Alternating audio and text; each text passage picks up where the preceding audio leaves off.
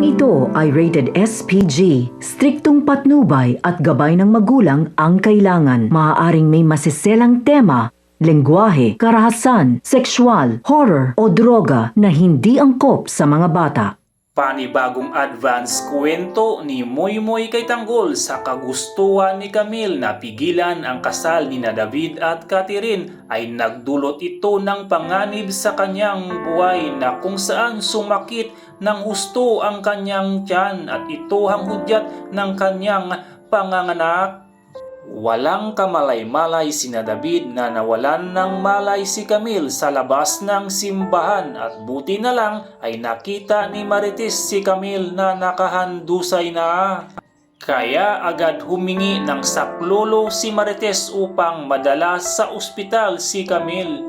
Labis ngayon ang pagkabahala ni Marites sa kalagayan ngayon ni Camille. At nagdasal na lang sila sa Poong Nazareno na sana'y magkakaroon ng milagro na mabubuhay pa si Camille at ang kanyang anak na dinadala.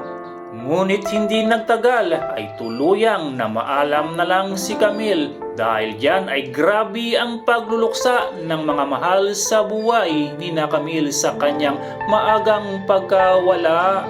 At sinisisi ngayon ng husto ng mga magulang ni Camille si David. Nang nalaman ni David ang masamang nangyari kay Camille ay palihim na lang na nagsisisi sa araw ng kanilang honeymoon ni Catherine.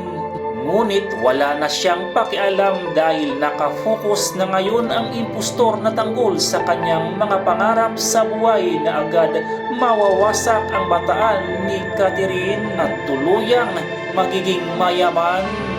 Samantala, ibininta na ni Tanggol ang star of Venus kaya bigla na lang nagulat ang lahat sa pagbabago ng buhay ngayon ni Tanggol at ang buong akala ni Marites nang dahil kay Boss Ramon ang pagyaman ni Tanggol. Laking gulat at nalulungkot na lang si Tanggol nang nalaman sa kanyang nanay Marites na nawala na si Camille. Yan po ang ating panibagong advance kwento ni Moy Moy kay Tanggol. Hanggang sa muli, magandang araw at maraming salamat po sa panonood sa ating channel.